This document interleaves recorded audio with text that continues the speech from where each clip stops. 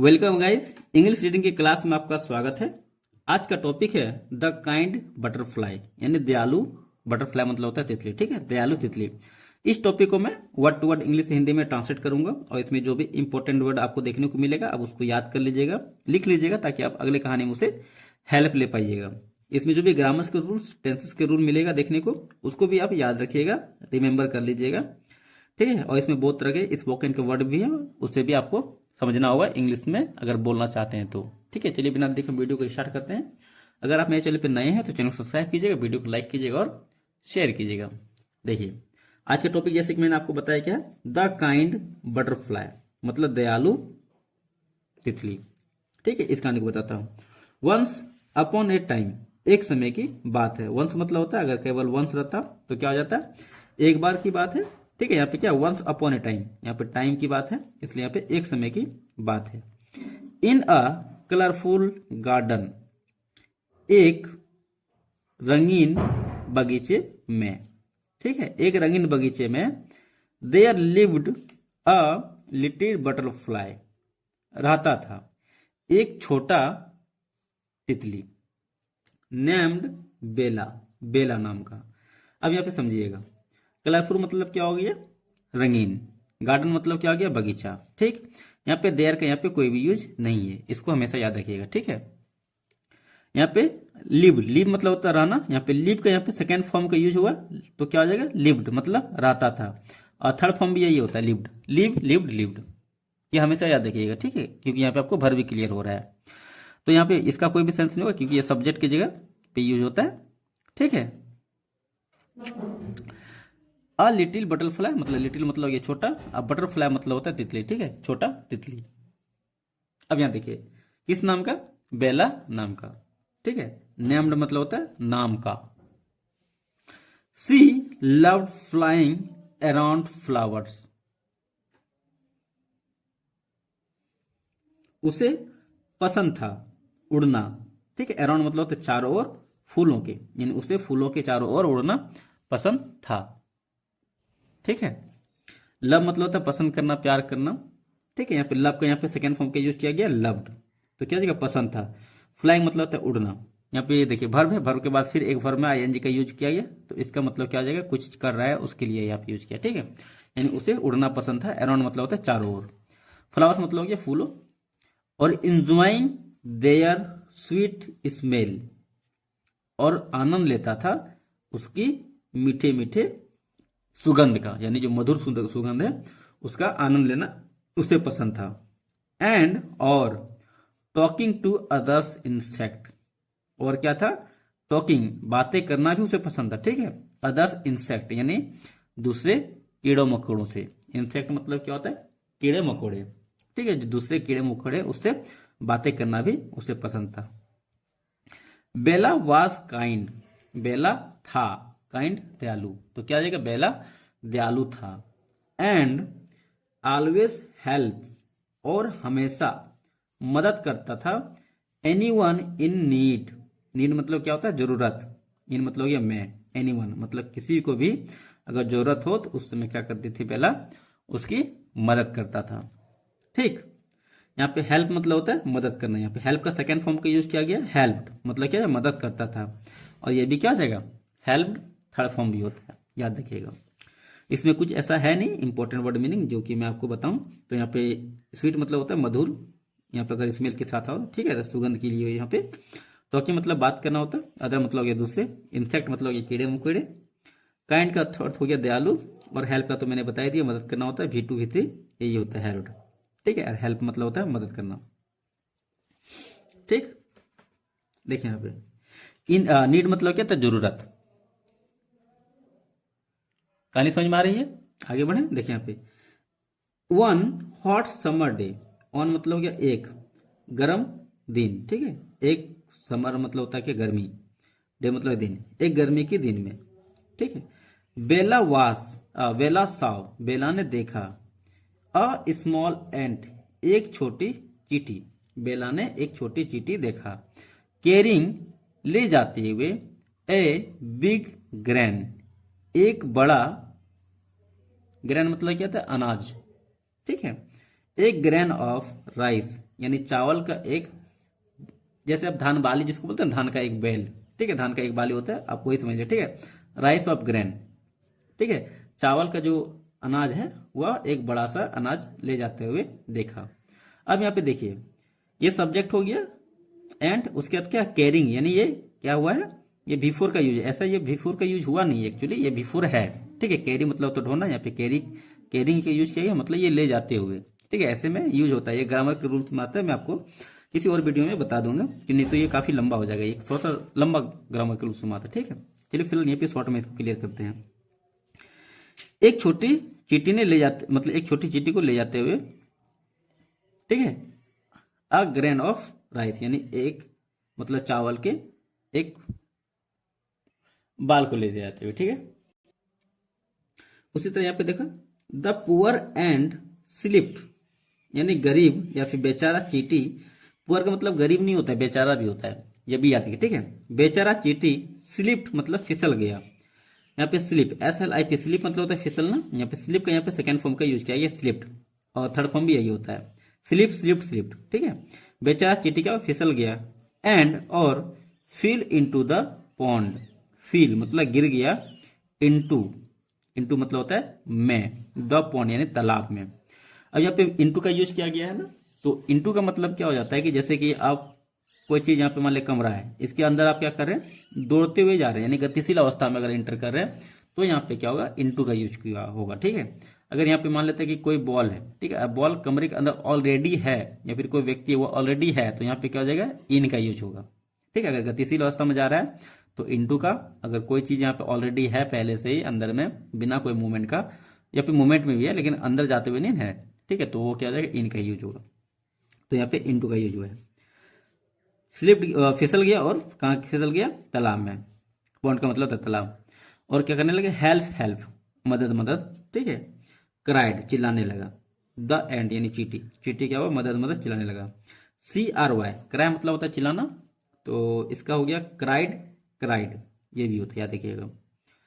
Without thinking twice, बिना कुछ सोचे, ठीक है, बिना कुछ सोचे विचार, विदाउट मतलब होता है के बिना।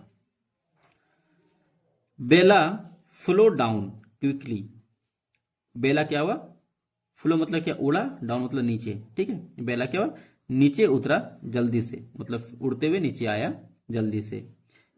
पुक्ड अ लीफ, और पुक्ड मतलब क्या था, तोड़ा, PUCK, पिक मतलब होता है तोड़ना, पिक यहाँ पे सेकंड फॉर्म का यूज किया गया, पुक्ड, और थर्ड फॉर्म भी यही होता है। और तुरंत तोड़ा एक पत्ती को, लीफ मतलब होता है पत्ती। एंड ड्रॉप्ड, और गिराया, ठीक है, गिराया, it near the end, and मतलब ये चींटी, नियर मतलब होता है पास, इट मतलब इज, ठीक है। और इसको गिराया क्या, चींटी के पास गिराया। द एंड क्लैम्ड, चींटी चढ़ गया ऑन टू द लीफ, ठीक है। चींटी CLIMB, क्लैम मतलब होता है चढ़ना, क्लैम का यहाँ पे सेकेंड फॉर्म का यूज किया गया क्लैम्ड, और थर्ड फॉर्म भी यही होता है। सब्जेक्ट, सब्जेक्ट के बाद जब भी सेकेंड फॉर्म में आएगा तो याद रखिएगा, तो वो क्या होता है, पास्ट इंडेफिनिट टेंस, हमेशा याद रखिएगा, ठीक है। तो यहाँ पे क्या होगा, चींटी चढ़ा on to the leaf, on to मतलब होता है पर, ठीक है, किसके ऊपर चढ़ा, पत्ते के ऊपर चढ़ गया। And floated back to the shore safely, और फ्लोटेड बैक मतलब क्या, तोड़ते हुए वापस आ गया किनारे पर, सेफली मतलब सुरक्षित। शोर मतलब क्या आता है, किसी चीज का किनारे, जैसे नदी तालाब जो है उसका किनारों को बोलते हैं शोर, SHORE, शोर, ठीक है। बैक मतलब वापस आ गया किनारे पे, सुरक्षित, सेफली मतलब होता है सुरक्षित। कहानी अच्छी लग रही है, वीडियो को लाइक कर दीजिए और चैनल को सब्सक्राइब कर दीजिए, और शेयर भी कर सकते हो तो कर दीजिए, ठीक है, ताकि मेरा मोटिवेशन बना रहे। अब देखिए यहाँ पे, थैंक यू बेला, चींटी ने क्या किया, उसको धन्यवाद किया बेला को, ठीक है। यू सेव माई लाइफ, तुमने बचाया मेरे जीवन को, सेव मतलब होता है बचाना, यहाँ पे सेव का सेकंड फॉर्म का यूज किया गया सेव्ड मतलब बचाया, ठीक है। और थर्ड फॉर्म भी यही होता है सेव्ड, मतलब क्या हो गया, बचाया, तुमने मेरे जीवन को बचाया।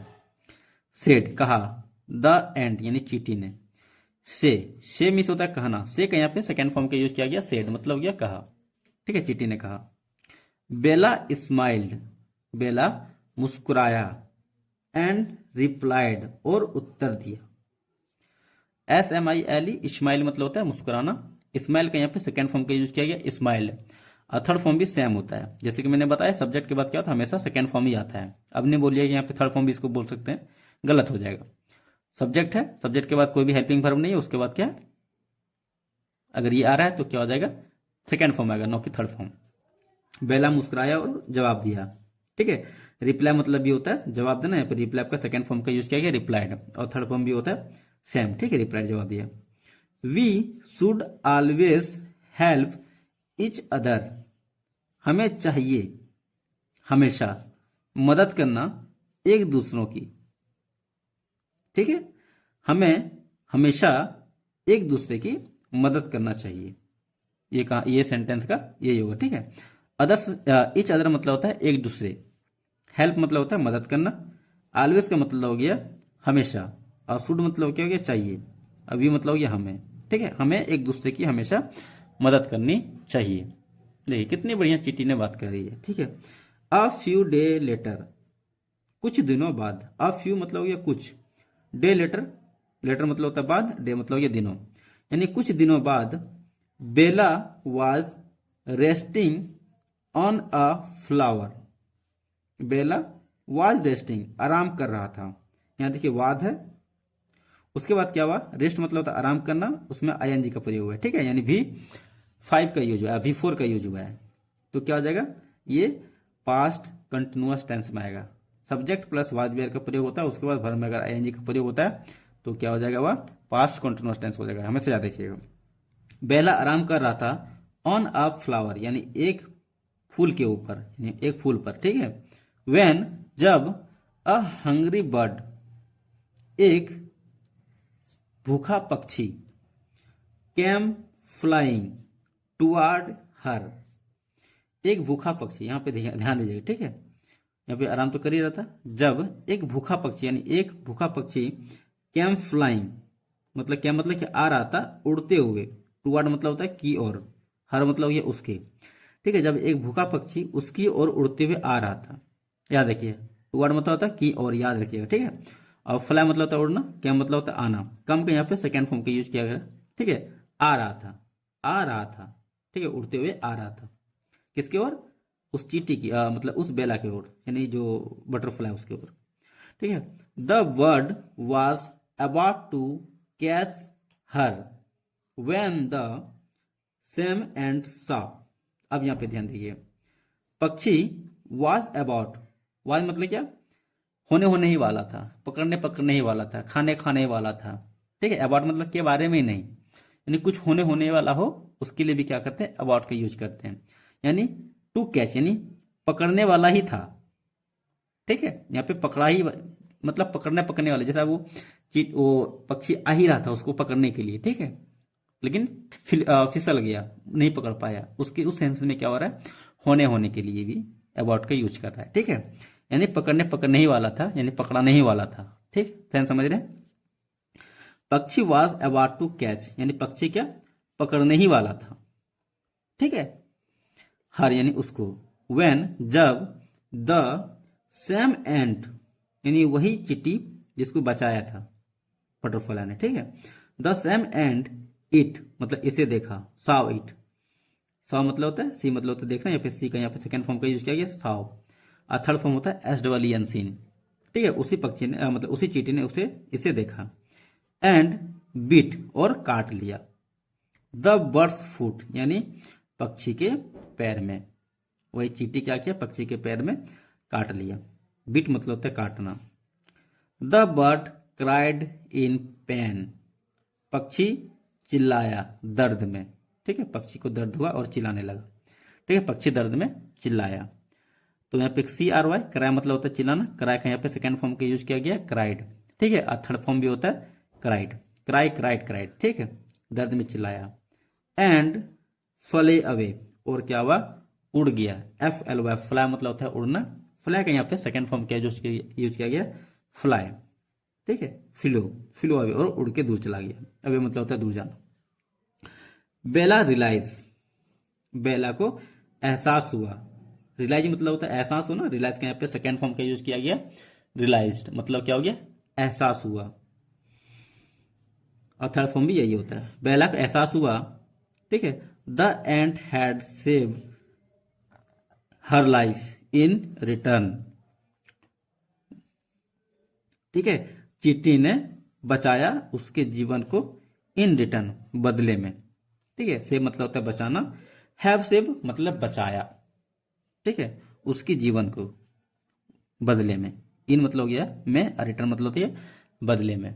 अब देखिए यहाँ पे, फ्रॉम दैट डे, उस दिन से, बेला एंड द एंट, यानी जो बेला और चींटी जो था, बिकम बेस्ट फ्रेंड।